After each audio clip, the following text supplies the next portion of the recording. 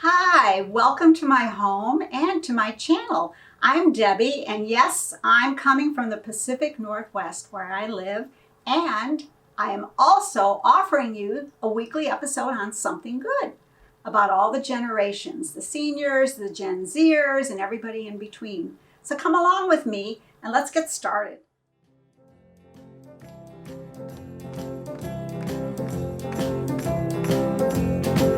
Woke up this morning feeling fine. There's something special on my mind. Last night I met a new girl in the neighborhood.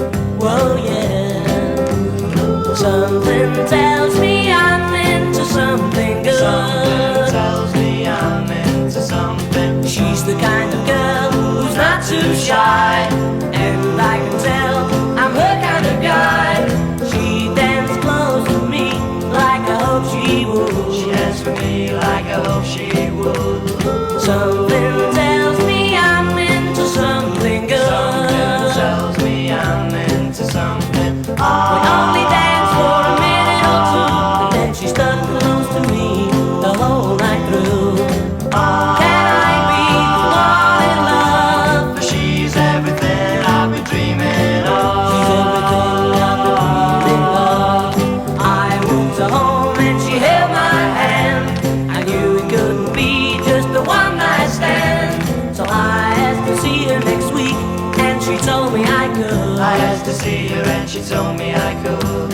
Something tells me I'm into something good. Something tells me I'm into something. Something tells me I'm into something.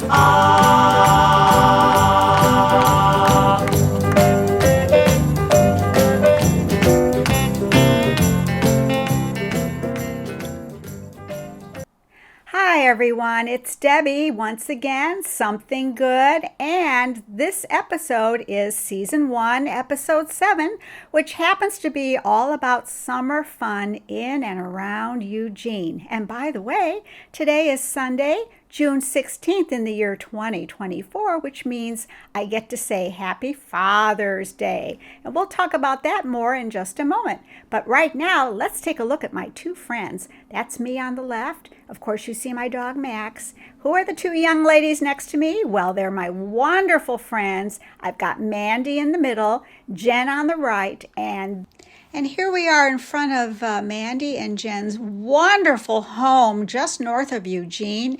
Here you see my friend Lynn. Lots of us know Lynn. She loves to drive her Tesla. She drives like the little lady from Pasadena. No, I'm just kidding. She's actually not from there, but she is a Eugene resident, and we drove together with my dog Max, and here's their wonderful home that Jen and Mandy live in, and all of us together went to the Strawberry Festival. Just getting ready for the Strawberry Festival. Oh my goodness, so much is going on. Okay, here we are at the Strawberry Festival, and it's not just strawberries. Oh my goodness, people of all ages, lots of families, every generation. They're enjoying an amusement park and lots of stands, not just with strawberries, but with rides and with food and with more and more fun. So upon entering the festival, my friends Lynn and Mandy and Jen and my dog Max and some friends of theirs, we all started coming in, and what did we see? We were greeted with a lot of baskets of strawberries everywhere, so many fruit stands, and not just strawberries, but of course that was the main attraction. All the people that were working the stands at the venue, they were so friendly. A lot of them were farm families from the area, and you know, it's so good to get out and about and just meet people of all different ages and all different backgrounds, and that's what we were doing. Well, those of you that know me, especially my own family, know that I'm not much of a foodie, and I certainly stay away from sugar and desserts, but it's very hard to resist when you're at a strawberry festival and everybody is putting this in your face. And here's some delicious looking pie with whipped cream. We also have a lot of candies and all sorts of concoctions made with strawberry. I'm just thinking, my God, forget a diet about this, although strawberries are pretty healthy for you, but it's all the other stuff, all the other trimmings. And I'm sure you've been to some festivals with different kinds of berry foods, just like these. I love on a hot day, and it was kind of warm for Oregon on that day that we went. It's wonderful to have something delicious and cold to eat. You can see see the strawberries are nice and frozen, but they're also in ice cream cones as well. And just a whole assortment of delicious looking food.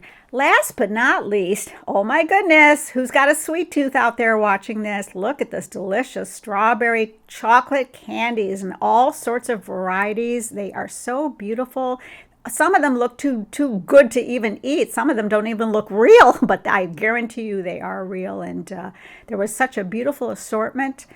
Who doesn't like chocolate-covered strawberries or just chocolate-covered anything? And of course, there are ways to be able to sell these as well. Everything is being sold online as well for a lot of the different stands where they're representing companies and corporations for dark and milk chocolate-covered strawberries by the dozens. And of course, pretty expensive. But for the person who has everything, what a great gift. And there you are.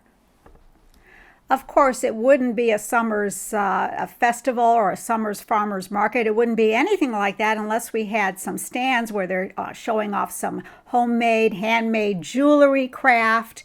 And they're also showing other things like, oh my goodness, a selection of stones and crystals that you can put together as you like. And of course, meet friends in the process. Here we are at the Portland area farmers market every Saturday.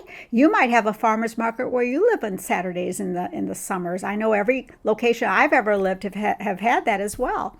And oh my goodness, they'll sell everything. Can you imagine? Things that are mostly handcrafted. Here we have some wooden spoons that are handcrafted. Oh, we've also got people that are wearing masks, so you know this came from maybe just a couple years ago. So here's this cute girl with her hat and the feather in the hat and her long hair on a stand that she's selling what appears to be beautiful handmade candles and candle holders and earrings with feathers, feather earrings. Look at that. You can find just about anything you want at a farmer's Saturday market.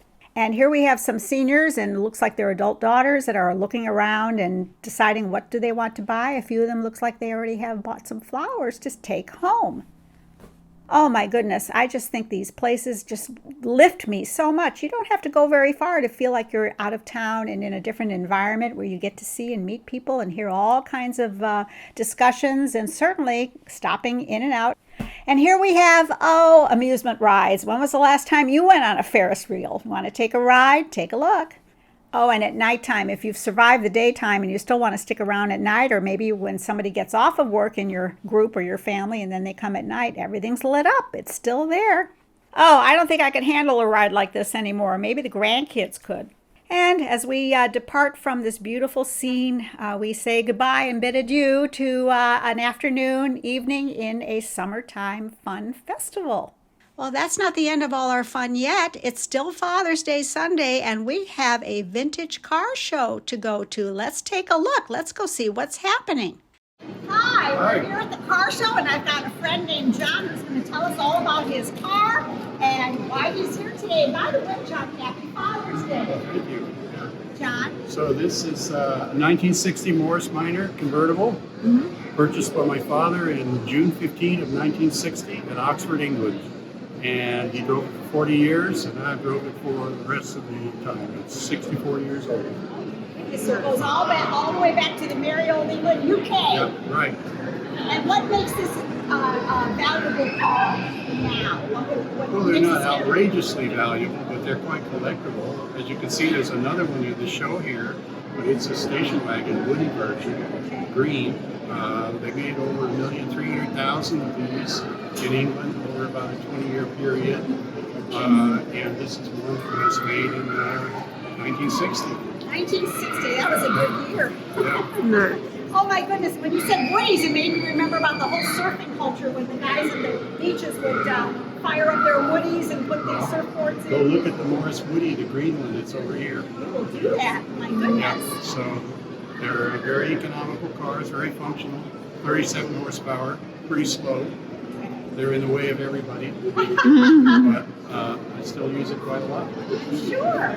My goodness. And how many years have you been coming to show your car at the auto show? I have 5 collectible cars, and I put a different one in the show every year. And I've been doing this for about 11 years now. Oh my goodness, 11 years. Well, we're so blessed to have you here. Is there anything else you'd like to add? This is university students are learning about this as well as my own viewership with Right. YouTube. So anything else Well, you want to share about it? The Emerald Empire Vintage Auto Club has about 100 members, always specialty cars, and some of the people choose to put their cars in this show every year.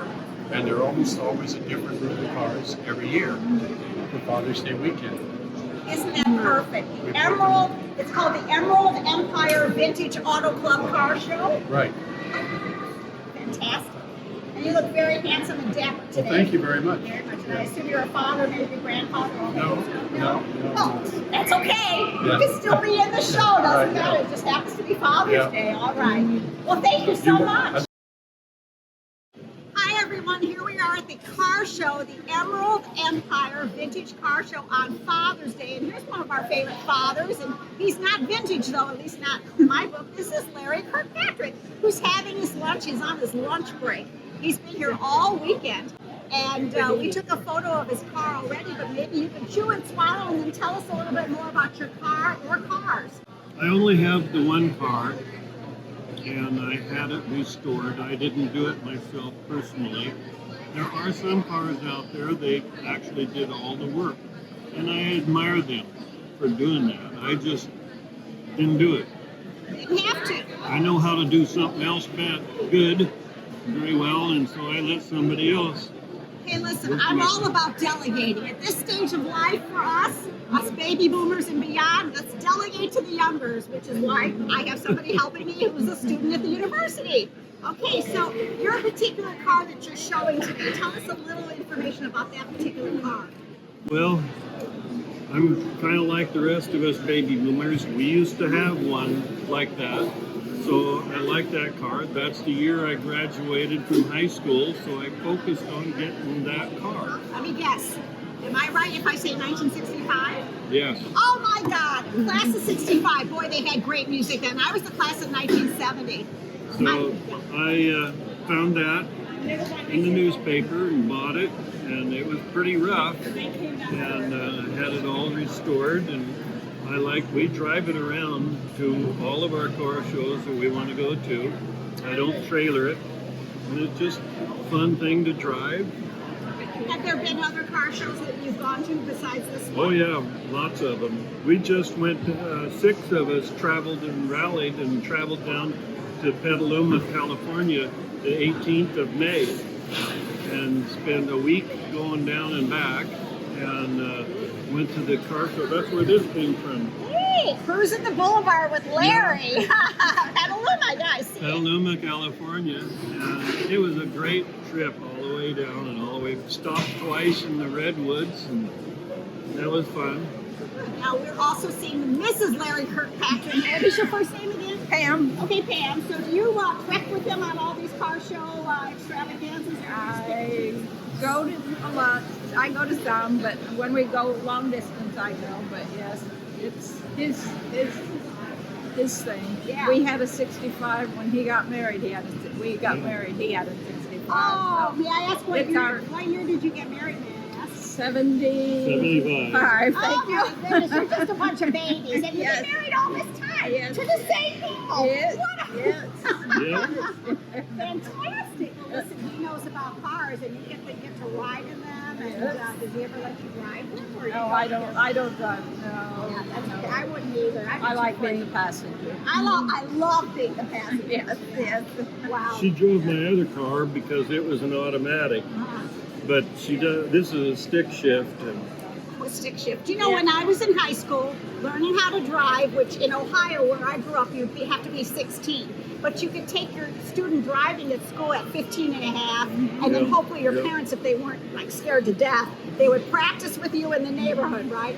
And we had to learn back in 1968, we had to learn how to drive a stick shift. Even though I didn't have one and my parents didn't have one, you had to learn that, and you had to learn how to parallel park, which I swear I could count on one hand in 50 years how often I parallel parked in this world. But you couldn't pass your test until you learned how to do that. Do you remember having to do We that had to too? parallel park. We didn't have to drive a stick shift though. I Right, never. but you had to learn how to Parallel park, with yeah. the cones and with all of that. Yep. Oh, it's interesting because I'm finding that the newest generation, like the Gen Z peers, like friends of mine that go to the university and younger, many of them, they don't have the rite of passage that we used to have at 16 or 18, which is to get your driver's license.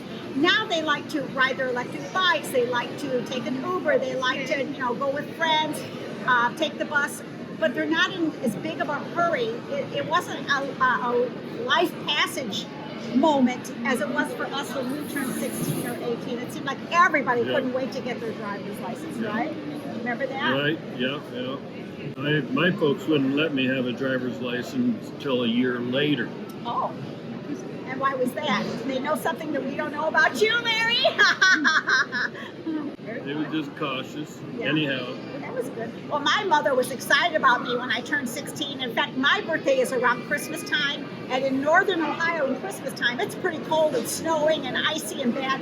But I was turning 16 that day, and I could not wait to get my license. And my parents were arguing about it. My mom said, no, she'll get in an ice storm, or we shouldn't have her go while it's snowing. My father said the opposite. He said, no, let's have her really be tested, even while it's snowing. Let's see that she can handle it in any. And I went for it, and I got my license. And then my mother was so excited because the Burger King franchise had just come to Ohio in the mid-'60s, and she wanted me to go do some runs for her to Burger King to get a Whopper. She was really into the Whopper with extra cheese. So as soon as I got my license at age 16, she goes, Debbie, here's the car keys to the big old Park Avenue Buick that looked like a boat. Drive my car and bring me back 2 Whoppers with extra cheese. Yeah. And we're Jewish, and we kept a kosher home, so my father wasn't supposed to know that. All right, so she'd eat it in the car. And I couldn't wait for what I called my mother's Whopper runs. I said, Mom, next time you want me to borrow the car, take a Whopper run to get a Burger King Whopper, I'll go for you. The only thing is, it would take me 3 hours because I'd stop at all my friends. We'd stop at the malt shop. We'd stop at the mall. We'd stop at all these places. Then I thought, oh, you know what? I think I'm supposed to pick up some Burger King for my mom. I better get that going. So that was my way of borrowing the car. When I was learning to drive, Father had a brand new, this is way before license, Father had a brand new 59 Chevy pickup, and I could get to drive it, but I had to drive it down into the creek and wash it and turn around and drive it back up. But I got to drive that pickup. Yeah, Had to wash it first. But we all made excuses since back then no one had their own car. You were lucky if a parent let you drive their car, But like I said, I never learned how to do the stick shift thing because we always had automatic, which was a good deal. Yep. So it's good to know they don't do that anymore. Anything else either of you would like to share in your happy, blissful years of marriage together and driving cars? We have a good family. They're healthy, and Happy Father's Day and Grandfather's Day and previous Mother's Day. very. Okay, well, it's been quite a Father's Day to remember here in Eugene, Oregon. Not only did we have car shows and all kinds of fairs, but go grab some delicious chocolate-covered strawberries. I dare you. Okay, have a wonderful week, and I'll see you next week. Bye.